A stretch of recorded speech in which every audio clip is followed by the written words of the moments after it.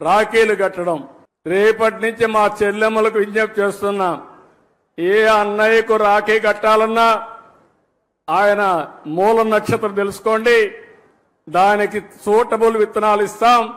మీరు శుభం కోరుకుంటున్నారు, ఇప్పుడు బెస్ట్ విషెస్ ఇస్తున్నారు, కానీ భవిష్యత్తులో ఆయన భవిష్యత్తు బాగుండాలంటే నక్షత్రం, ఆ నక్షత్రానికి ఏ చెట్టు సూటబులో ఆ విత్తనాలతో అతనికి రాఖీ కట్టాల్సిందిగా మిమ్మల్ని అందరినీ కోరుతున్నా.